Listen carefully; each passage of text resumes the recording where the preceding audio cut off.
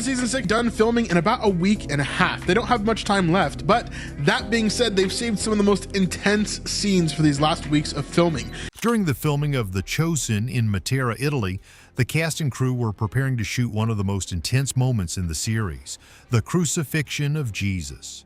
The atmosphere was already heavy, and everyone on set knew this scene would be different. But then something completely unexpected happened.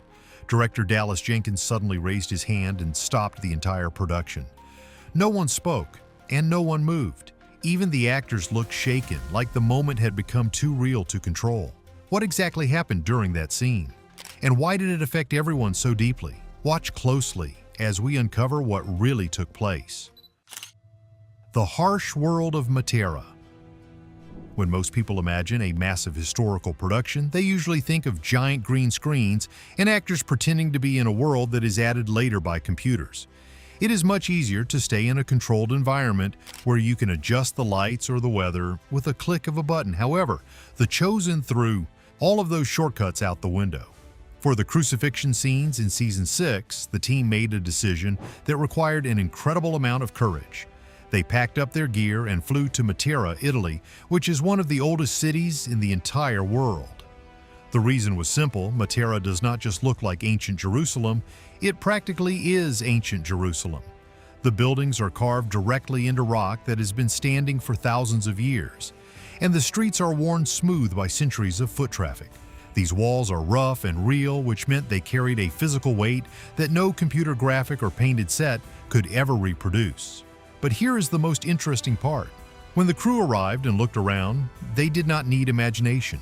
They were already there.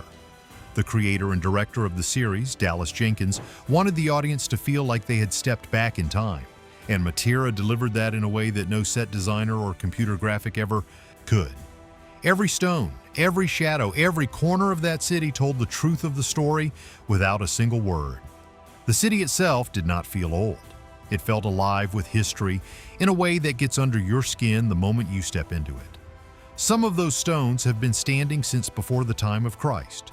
When you walk the narrow paths of Matera at night, the sound of your footsteps echoes off walls that have heard thousands of years of human life. There is no way to fake that kind of atmosphere. There is no way to build it from scratch using CGI. You can only find it. And the team behind The Chosen found it tucked away in southern Italy, waiting for them like it had been standing there all along just for this story. However, the filming schedule was punishing in a way that most people on the outside never fully understood. Over 3 weeks of production in Matera, an entire week was set aside purely for night shoots. This means the cast and crew were working while the rest of Italy was sleeping. They would begin when the sun went down, and sometimes they would not stop until 3 in the morning. The reason was not complicated. They needed a real, deep, natural darkness in that sky, the kind that only comes in the dead of night in a city with no massive billboards or bright city lights washing everything out. No computer effect or studio trick could replace the darkness of Matera at midnight, which is a specific kind of darkness. It is heavy and complete, and it wraps around the ancient stone in a way that makes the whole place feel like the world has gone still. So the team stayed up, night after night. For a full week, everyone pushed through exhaustion and sore feet and cold air because they believed that getting every detail exactly right was worth any amount of discomfort. And the cold, honestly, was something else entirely. Matera in the late hours of the night is not gentle. The wind comes down from the hills and moves between the stone buildings, with a sharp edge that cuts right through your clothing. The temperature drops fast once the sun disappears, and by the time they were deep into the night shoots, the air was cold enough to see your breath. Now imagine standing in that cold wind with almost no clothing on. This is the most difficult thing I think I've ever done. It's the most difficult season. It's the most difficult role. That is exactly what the lead actor Jonathan Roumie had to do as he played the role of Jesus. He was on the cross, with his skin exposed, arms stretched out, and the freezing air hitting him from every direction. The crew around him were bundled in thick winter coats. Some had gloves on. Some were holding hot drinks just to stay warm while they worked. And there was Jonathan, not pretending to shiver, actually shivering. His body was genuinely fighting the cold while his mind was trying to stay locked inside one of the most emotionally heavy scenes ever put on camera. Every breath he took in that cold air was real. Every shiver was real. Nothing about his physical suffering in those moments was performance. Even the physical demands of the scenes themselves crossed into real pain. The whips used during filming were made of foam, not real leather, but foam still stings when it hits skin dozens of times in a row for hours on end. Jonathan Roumie walked away from those scenes with actual marks on his body, red lines on his skin from contact that had to be made over and over again because every single take had to look completely true. And this was not a short afternoon of filming. They were going for 10 hours a day, 10 full hours of physical contact, of repeated takes, of a body being put under real strain because every moment had to look honest. Not almost right, not close enough. Completely and honestly true. Most people run out of energy after a couple of hours of hard work. These actors were doing something physically exhausting and emotionally crushing for an entire working day, every single day until the job was done. What made the whole experience even more remarkable was the attitude Jonathan brought to every single hour of it. On most productions, the lead actor is treated like the center of the universe. There are people looking after them, warm spaces to retreat to between takes, carefully scheduled breaks designed to protect their energy and keep them comfortable. But Jonathan told Dallas Jenkins early in the process that this shoot was not about him. And he meant it completely. Between takes, when most actors would step down, warm up, eat something, and let their body and mind reset, Jonathan stayed on the cross. He did not want to lose the feeling. He did not want the moment to break. He was afraid that if he stepped away from the weight of what he was holding, he would not be able to find it again once the cameras rolled. So he stayed. His arms ached. His skin was cold and marked. His body was telling him to stop. And yet, he stayed anyway. Because for Jonathan Roumie, this was never just a role. It was something far more personal, and no amount of physical discomfort was going to make him treat it as anything less than what it truly was. The physical struggle was hard, but the emotional breakdown was even bigger, so stay tuned as we delve more into this. The breaking point of the cast. Dallas Jenkins is not a man who falls apart easily on set. He has been directing The Chosen since the very beginning. He has lived with this story for years, through long nights and early mornings and every kind of pressure a production can throw at a person. He knows how to stay focused. He knows how to keep things moving even when the material is heavy. That is part of what it means to be the person in charge of the cameras. You hold yourself together so the work can get done. But what happened in Matera broke through all of that in a way he was not prepared for. And in a way he has said he could not have prepared for, even if he tried. In the middle of filming the crucifixion sequence, Dallas raised his hand and told the crew to stop. Not because something had gone wrong technically. Not because an actor had missed a line or a camera was out of position. He stopped because the weight of what he was watching became too much to carry while still doing his job. He had to step back. He had to find a quiet moment to collect himself before he could continue. He later told his wife that he had never felt an atmosphere like the one that settled over that set in Matera. He said there was a heaviness in the air that went beyond anything he had experienced in his entire career behind the camera. Something was present on that hill that did not feel like a film production. It felt like something much bigger. It felt real in a way that made it impossible to stay behind the professional wall he usually keeps up. And for a man whose entire life and career has been built around telling this story, the fact that it broke through his composure completely and left him unable to keep going says everything you need to know about what that set became. However, he was not the only one who was completely undone by it. Elizabeth Tabish, who played Mary Magdalene in the show, is a trained and experienced actress. She has prepared for difficult scenes before. She knows how to carry heavy emotional material in front of a camera without losing herself. She has done it many times across multiple seasons of the show, but watching the crucifixion being filmed in Matera did not feel to her like watching a scene being shot. She told reporters that the distance between the story and the present moment disappeared entirely. One moment she was on a film set in Italy. The next, the line between then and now had vanished, and she was standing on a real hill watching something real happen in front of her. She had to leave the set. Not because her scenes were done for the day, she left because she could not stop crying. These were not quiet tears she could blink away between takes.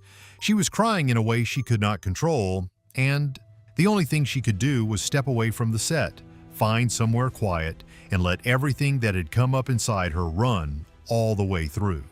Now here is the really crazy part. Before any of this even began, before a single camera rolled on those scenes, Jonathan Roumie spent serious time in prayer. Not a quick moment of reflection before stepping onto set, but a deep, deliberate, focused prayer that went on long enough to genuinely change the way he walked into the day.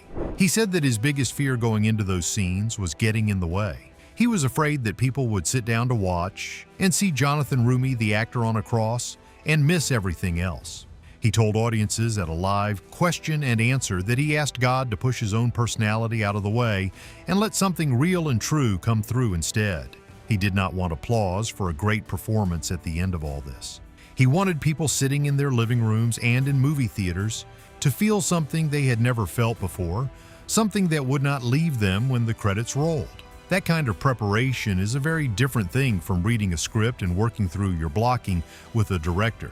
That is a man going to his knees and asking to be emptied out so that something bigger than him could fill the space. And then he carried that intention onto a cross in freezing wind and held it there for 10 hours at a time. Also, movie sets are loud places. Even on serious productions, there is always some kind of background noise. Instructions being called out, equipment being adjusted, quiet conversations happening between crew members during a reset. It is just the nature of the work. But people who were present during the filming of the crucifixion scenes in Matera described something nobody expected. The crew went quiet. Not the polite quiet of people trying to stay professional, but a deep, heavy, involuntary silence that settled over everyone. That hill, camera operators, sound engineers, lighting technicians, grips and production assistants who had worked on dozens of projects and who had been trained to stay focused on the job no matter what was happening in front of them. They were crying. Silently while they held their cameras steady and kept their hands on their equipment and continued to do the work they were there to do. Nobody said a word. Nobody tried to hide it. The atmosphere in Matera had become so honest and so overwhelming that even the people who were there purely to do a technical job could not keep their emotions separate from what they were witnessing right in front of them. And when the shoot finally wrapped and everyone went home, Jonathan Roumie did not quietly return to normal life the way most actors do after finishing a big project. He did not move on to the next thing and stored Matera away as a good professional memory. He told the press that he is simply not the same person he was before. Those weeks on that hill, the memory of Matera, the cross, the cold wind moving through those ancient streets, the silence of the crew around him stays with him every single day. Not just when he is doing interviews or promoting the season, every single day. According to him, it does not feel like the memory of acting a role. It feels like the memory of something that actually happened to him personally. Something real and permanent that marked him from the inside long after the physical marks from filming had faded from his skin. That kind of change does not come from doing your job well. That comes from somewhere much deeper. The cast was changed forever, but the fans? They are also in for a huge surprise, so keep watching to find out more. The future of The Chosen.